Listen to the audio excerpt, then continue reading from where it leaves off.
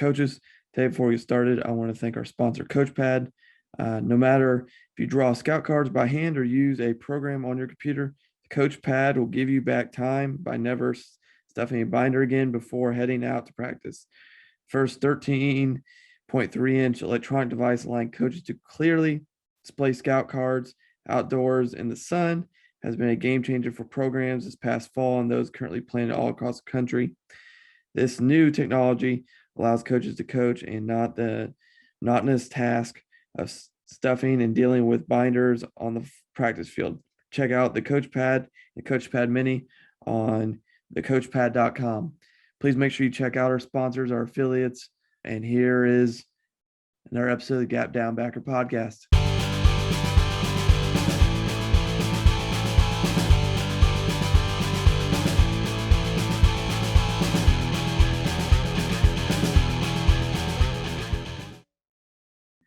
Welcome back to another episode of the Gap Down Backer podcast. Today we're going to talk a little spread option. And I should have probably asked him how to pronounce his last name before I started this, but oh well. Coach, and correct me if I'm wrong. AJ Knutson. Knutson. See? Yep. I knew I'd mess it up. It's That's all right. Times I've not asked beforehand. He's a consultant in Minnesota. Runs a spread option Facebook page. Is very heavily involved in the gun option, which we'll get to in a minute. But Coach, can you explain your background before we kind of get started talking the spread option today? Yeah. So for me, from 7th grade to 12th grade, we ran under center split back veer, and then my senior year, because we were playing a lot of bigger schools, they incorporated some spread concepts. And we went guns. We were under center and spread.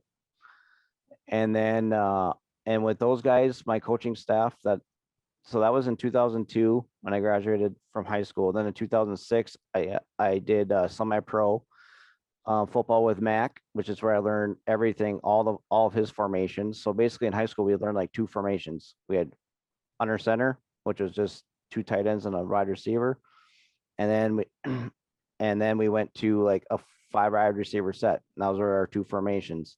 So then when I met Mac in 2006 to do semi-pro, he had a whole entire like 60 formation set, a passing tree to learn and all that stuff. So then in 2006, I also got asked to go coach and volunteer at my high school. And at that point in time, we were running under center flex bone,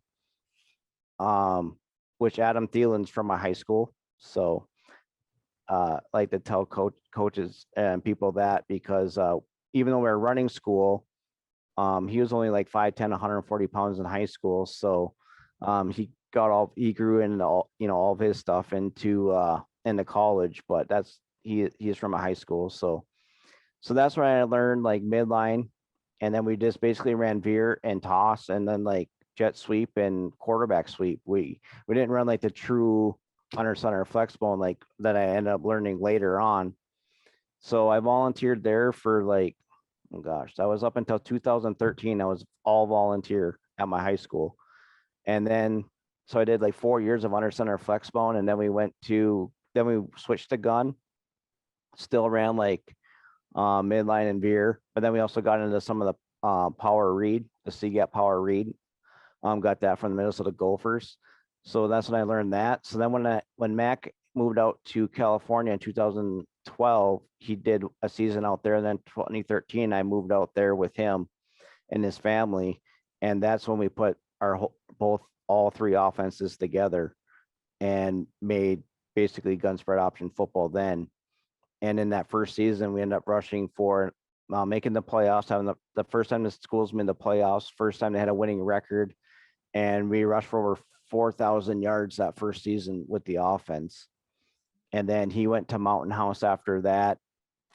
And then, I moved back to Minnesota. So now I helped him out on Huddle, did all the film breakdown on that. And then I came back and coached at my high school here. And then the D coordinator position opened up at the 9th grade. So my head coach was like, hey, we got this spot for you. It's a one-time deal. We'll have you do it this year. And so I was able to do that, was 9-1 as a D coordinator for 9th grade. So I always find that important for guys that talk so much offense. It's nice to see stuff from the defensive side. And then after that, and then I got married and had kids, and then stopped coaching on the field, but still helping Mac online. And then, so then when COVID hit, I started doing my YouTube videos because I had time to do that. And then I realized how much interest there was, and like guys just love talking football. So I started jumping on Zooms with guys. And then I'm like, okay, so I did like the Ron Mackey show. I did the Pat and Go show with Matt Lasker out in California. And then I'm like, okay, now I'm ready to do like my group. I had time, and I'm like, let me do the group. And so not that way, now I'm able to help even more coaches out by doing the group and stuff. So that's brought me up to today. So Well, I mean, and there's a lot of places we can go with that, and I think you've had a very interesting background, and then also coaches. Um, if you're interested in his other stuff, you can obviously put his name into YouTube. And also when we talk about his spread option Facebook group here in a little bit, that'd be another great resource for you to find more stuff Coach is putting on. But first, kind of like what caused, I mean, obviously you were in the under centers option stuff for a good period of not only playing, but coaching or coaching involvement career. What kind of caused that spur for you guys to switch to the gun option stuff? What was the motivator? Obviously, you've had great success with it, but what was the influencer in that? so with that, I think at that time we started getting you. So to go from like split back to flex bone, when they decided to do that, is because we didn't have tight ends. To really make outside veer go. And when you lose outside veer on that, it's kind of like the bread and butter play. So then they went to flex one. So I think the reason why we started going to gun then is because of our quarterback, and we had a lot more athletic wide receivers at that time to actually throw the ball to. And then I got since I was coaching with those guys, volunteering, I got to go to the coaching clinics down in the cities with them. And that's when I was sitting in there, and then my offensive line coach was sitting in there too. We went and saw Tony DeMayo. So then we incorporated it, me and Mac do, and we also did at my high school then too. We incorporated Tony DeMayo stuff with the cutback and the smart splits and that kind of stuff. So, and then at that time, like I said too, the Gophers are down there and they talk too. So then that's when when Marquise Gray was there, then that's when we started putting that C gap power read in, which they called cheat. So I think it was just the timing of the clinics and our personnel at that time. So then when I got to California, then we already had all that stuff already had learned all that. And then everything just fits so well with Mac's formations and his passing tree already. So Okay. Now, I mean, before I go into your Facebook group and then we swing back to the spread option stuff, how formationally do you guys still get with formations wise, especially given the evolution of football the past 15 years with the advancement of no huddle and hurry up and signals? How heavy do you guys get with formations still to influence, or is it a lot more, okay, we're in a couple sets and we're going? So for us with formations, like when I talk about it, sometimes guys give me hard time and stuff, but we have like 60. But basically it just comes down to tags, and then the defense will dictate. So for instance, like motion, let's say they blitz motion backside. So if they're just going to blitz motion, then why motion, right? Then we know that the house is coming unless we got an answer for that. Some will just get our two back sets. So, and then basically ours is just going by where the tight end lines up. Like pro, he's on the line. Ram, he's 1x1. Flex, he's 4x1 off the line. So we're just moving our tight end around to get the different alignments. But basically, a lot of it has to do with the defense as well. So like if they're in a 4-2, or basically let's say their base is 4-4, then we don't want them. We don't want 8 guys in the box. So then we're going to spread them out, and we'll go to like a 2x2, which we call shoot. Some guys call it deuce. Some guys call it doubles. But anyway, we want to get those outside linebackers, away from the run box. And then like a 3-4, since they're going to probably have 7, we get cover 0 a lot. Then we're going to have to bring in a tight end either on the line or 1x1. And then that's going to bring us into maybe going 3-by-1 and see where they are going to adjust their safeties. But on average, when I got to break down that full season in 2013, when we started this, we used on average 14 different formations a game. Okay. So the most we ever did was 20 in one game. I think the lowest was 8. But yeah, we definitely like to use formations to our advantage as much as possible. And that's just by watching film. So Now, before we get back into some more spread option stuff, like I mean, you've obviously created a great resource with the spread option Facebook group. Do you want to talk about a little bit why that is and kind of what you kind of share on there currently, so coaches can kind of be aware of it if they're not already a part of it? yeah. So the reason why I did that is because I just like I gained a lot of interest in the other groups. And I saw how they were ran, so I kind of got to learn all that first before I decided to do it. And then it's an open book, so I just started with that asked you like the why. So I put in the why, and then I started with formations for everybody, and then I put in. Right now I think I have all 16 runs in there, so I have all the play sheets in there. 3-4 different ways of diagrams for them. I go in there and ask questions every day to get input. So, and then I also have in there how to install the offense too. I've got the first 6 practices in there. I'll do all 10. I'm going to start working on putting in drills. I have a couple drills in there now, but I think that's where I need to start going with it so guys can work on their position drills and what we like to do, give a breakdown of that. So it's got everything on the offensive side that they need to know to install the offense completely, from formations to plays to diagrams to install. Okay. So now, I mean, and you mentioned 16 different plays there. What are and we talked a little bit about this off screen, and I've looked at a bunch of your stuff before, but for people who don't know, what are kind of like the base 4 runs that your variation, the spread option kind of focuses on? Yep. So for us, what we did is we brought in the flex bone. It's basically took the flex bone and the split back veer stuff and put it in the gun. And so our first play would be midline, and then we go into inside veer, and then outside veer, and then our D gap play would be speed and lead option. And then so like versus an odd front, your midline inside veer has the cutback with Tony DeMeo, and then outside veer is just regular outside veer. But the nice thing is the footwork from midline, inside veer, and outside veer, it's all the same footwork for the quarterback. It just changes a little bit aiming point for the dive back. And then with being on a gun, you don't always have to have a pitch back.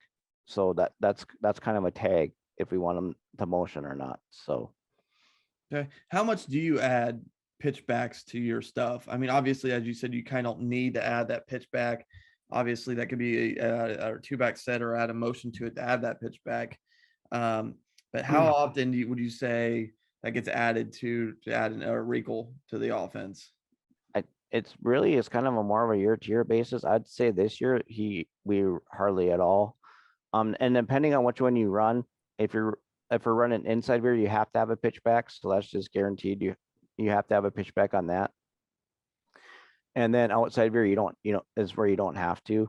So like for out in California with Mac's team, he didn't have to run a pitch back a lot because we saw a lot of 4-2.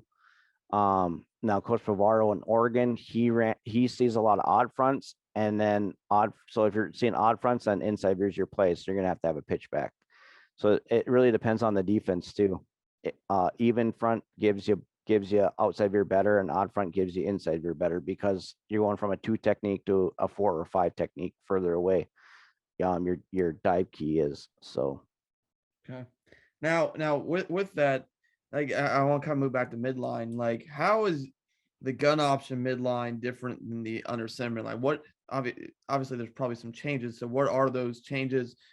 Is there any like read changes, footwork changes, blocking? What kind of changes with running midline out of the gun instead of under center? So the big difference for me that really helps is in flexbone. The problem is flexbone under center is you get a 4-4 defense. So you got 8 guys in the box.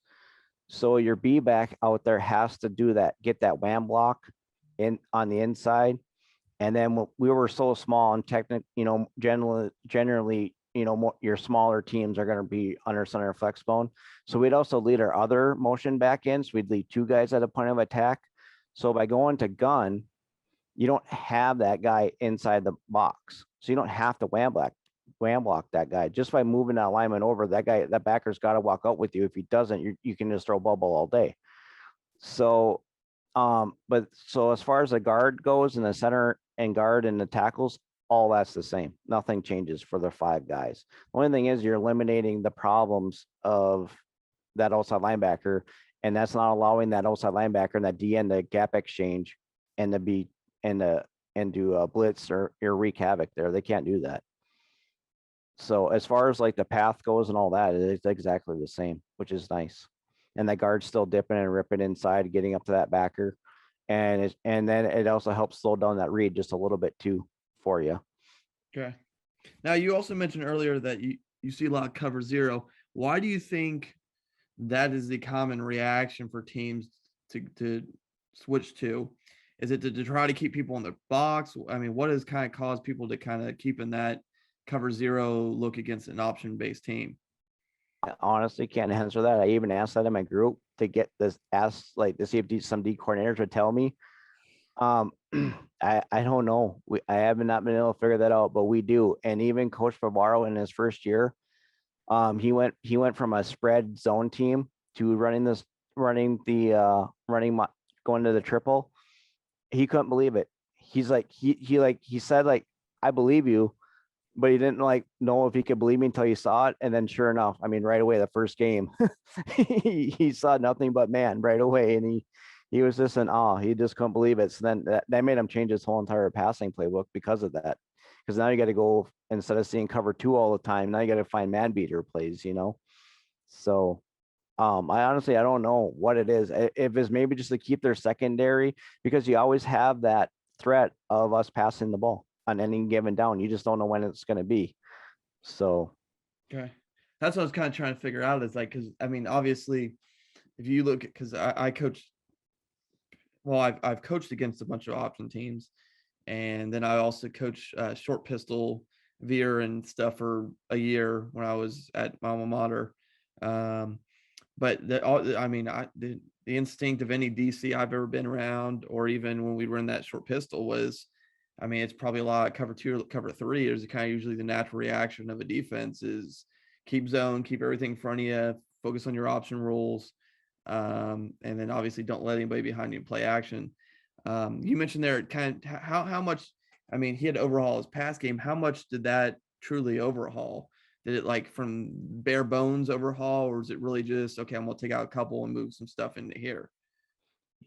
For him, I think we're still involving that, because with COVID for him, over the last 2 years, he's only got to play 7 games.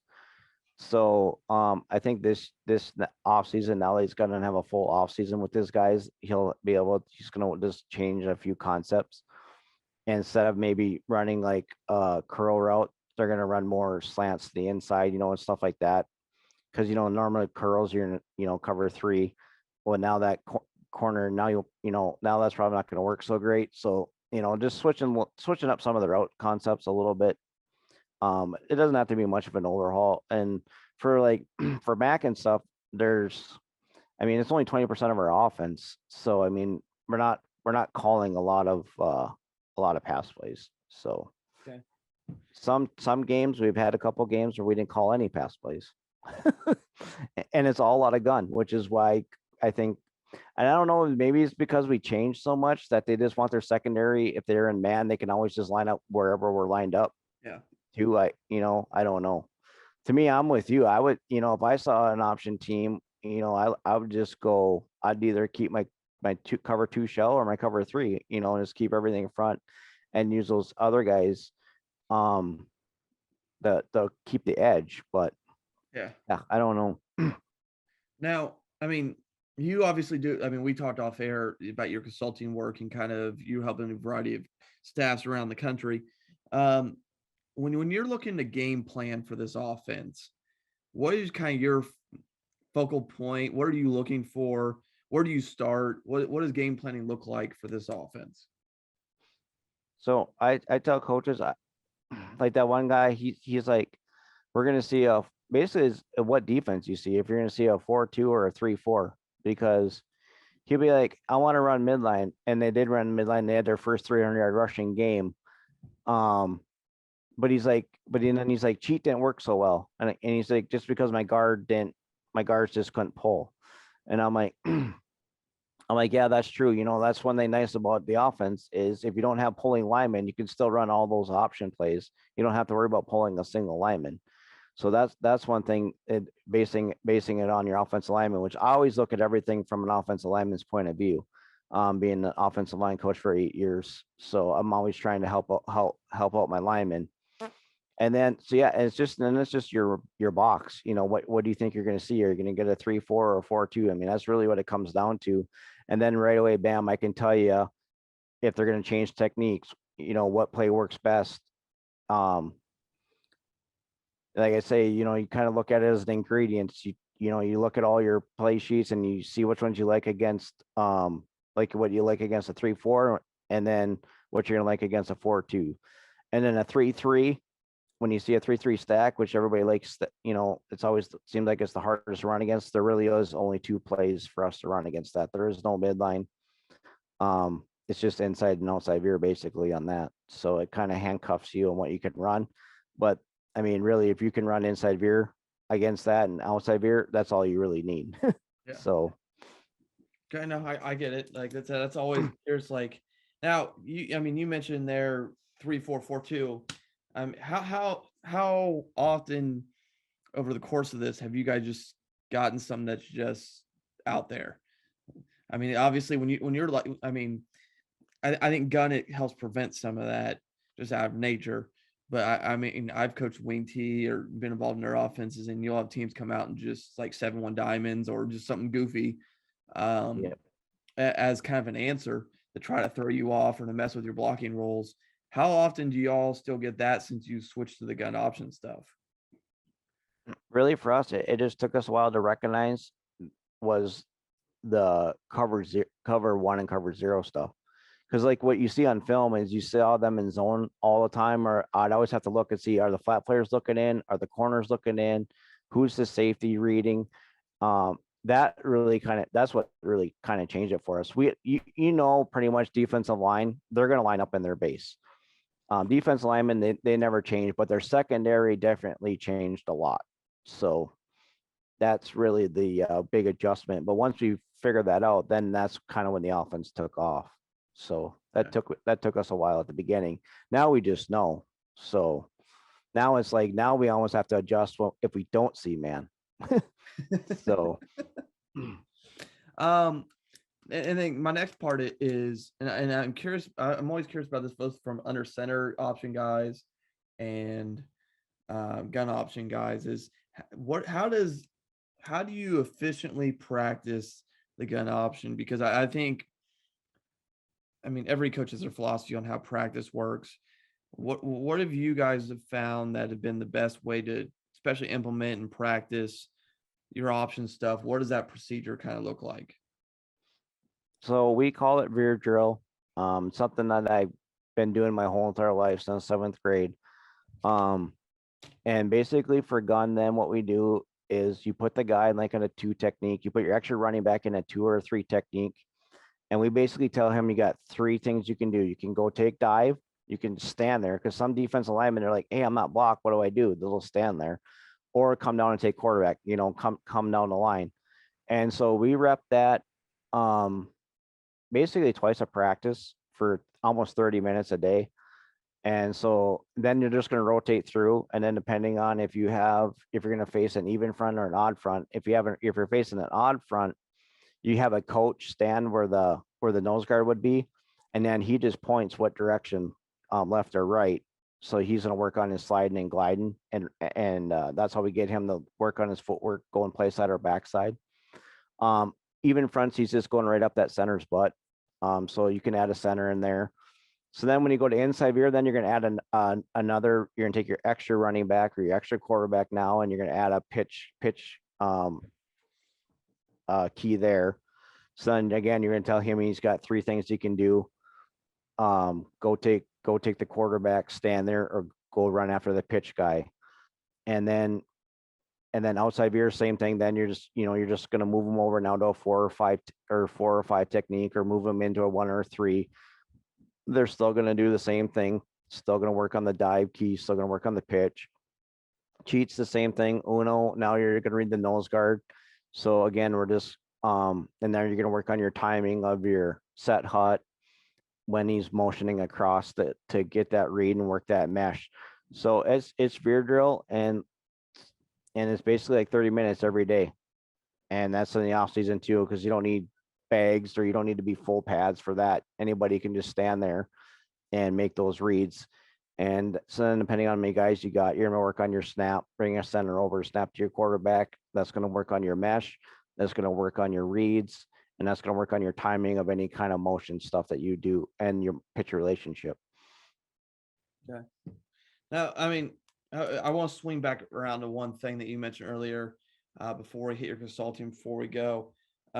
You mentioned power read earlier, and power read has an interesting love in my heart, mostly because we ran it one year at Westland, and we had a kid at quarterback that was a human bulldozer that I loved.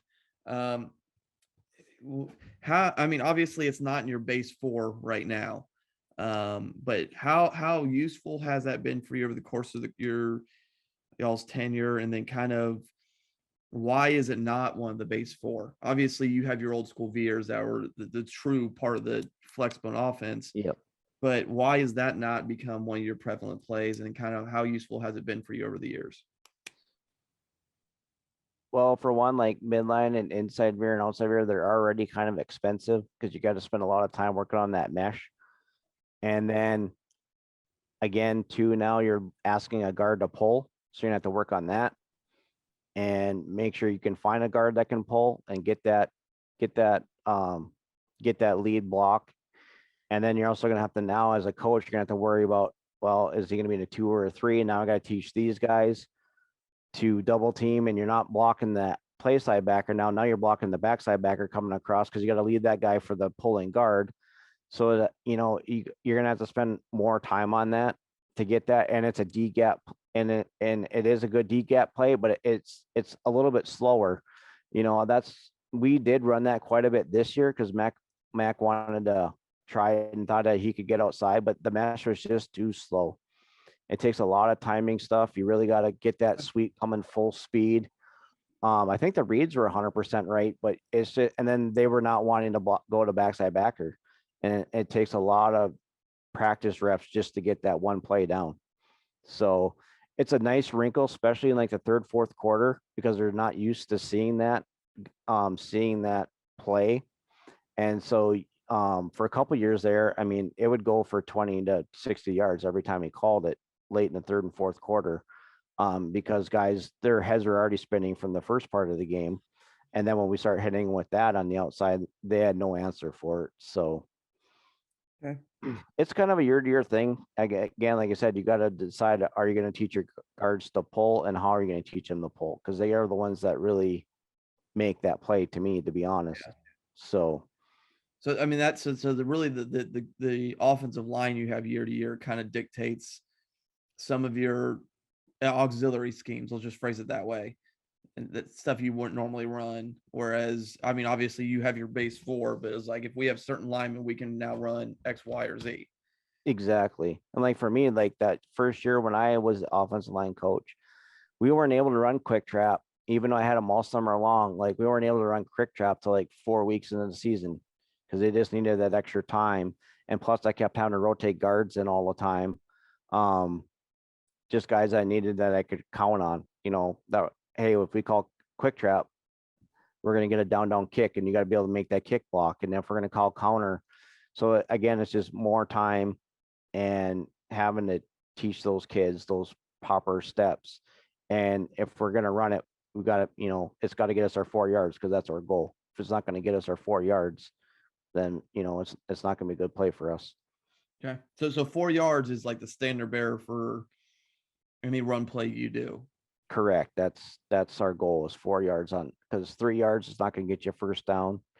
The best year was our first year. We averaged 10.4 yards a carry on the season.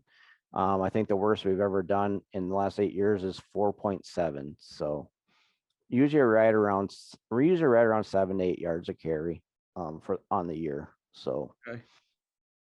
Now, I mean, and I'm swinging back to a couple things because the more I think about what we've talked about is you mentioned earlier a little bit motions and some stuff and kind of what your reaction if you motion they blitz the backside guy and stuff like that. How much, like, obviously you have 60 formations, you'll probably run about somewhere between 10 and 15 of them a game.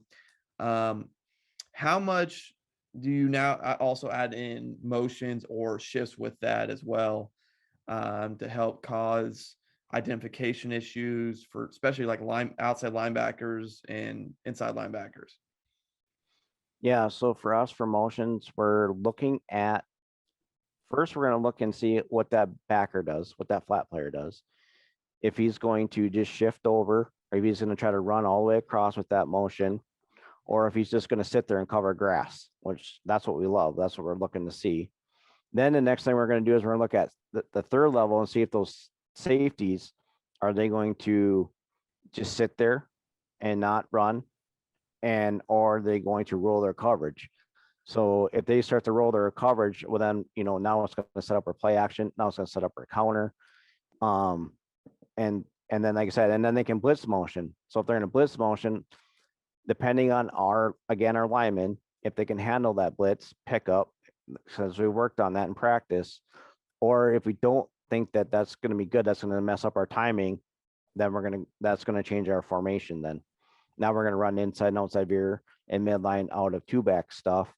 And then usually when that happens, then that also allows the defense to bring extra guys in the box. So you're gonna have to identify and see how you're gonna attack those extra guys in the box. Because when you go pro, you only got 2 wide receivers. Now you can get a 4-4 or a 6-2, and you will get 8 guys in the box.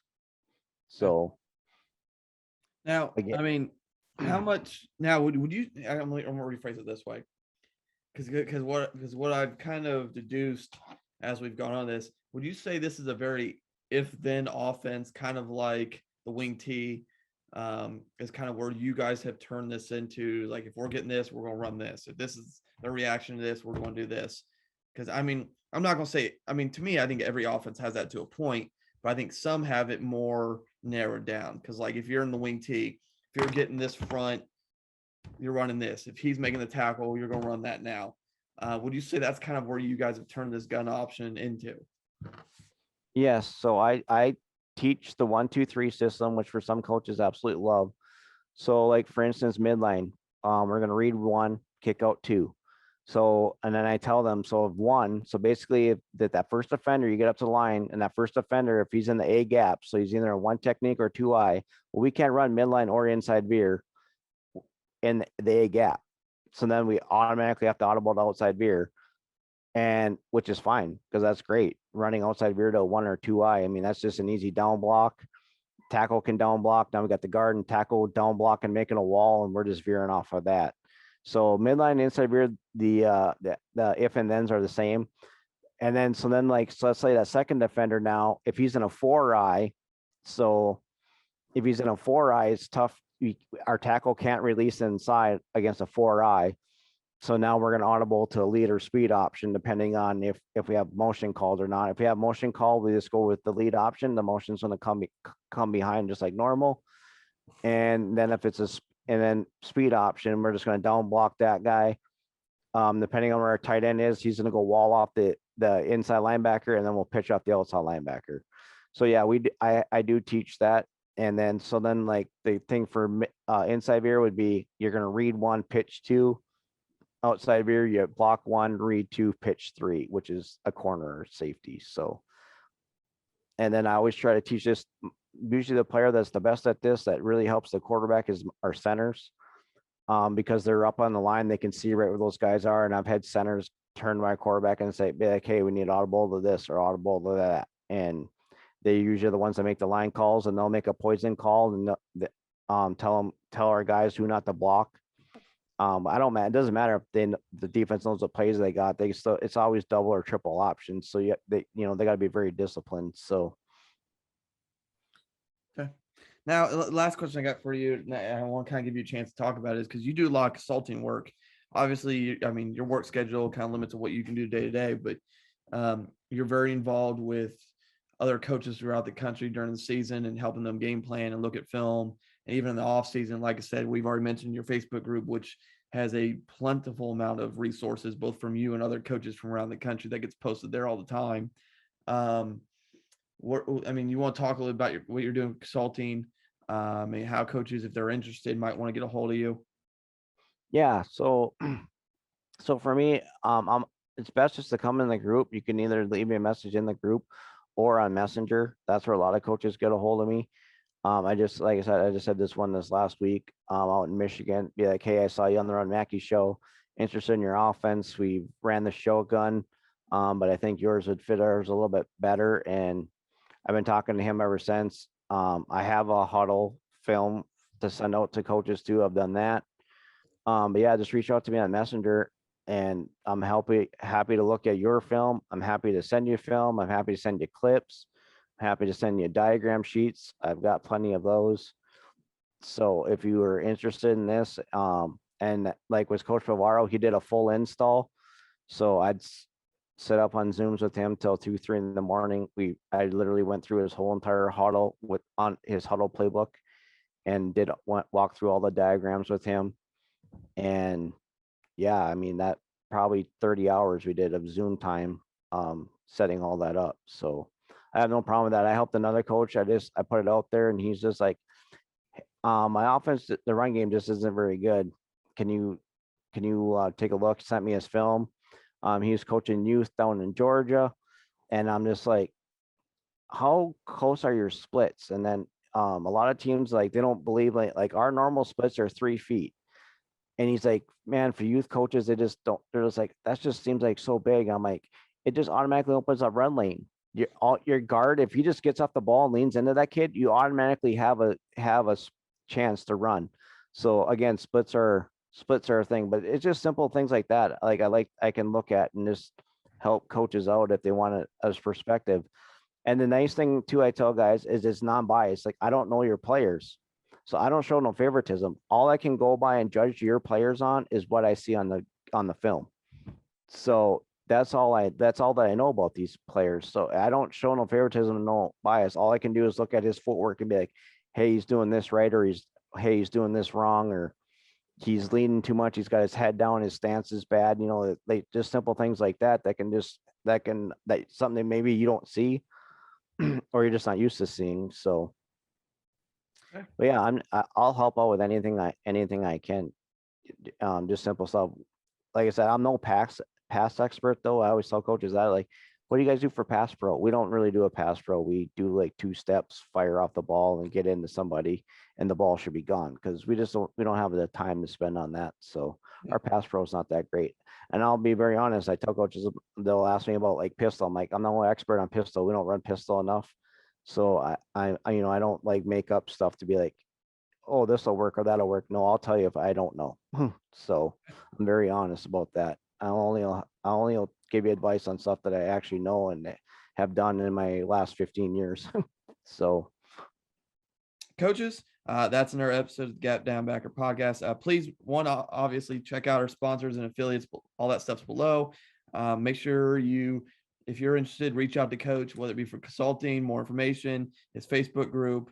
All that stuff can be found below on how to reach him. If there's anything you want to go back and listen to specifically, as always, the tags are in the bottom of the bio and all that lovely jazz. And then that is another episode of the Gap Down Backer podcast.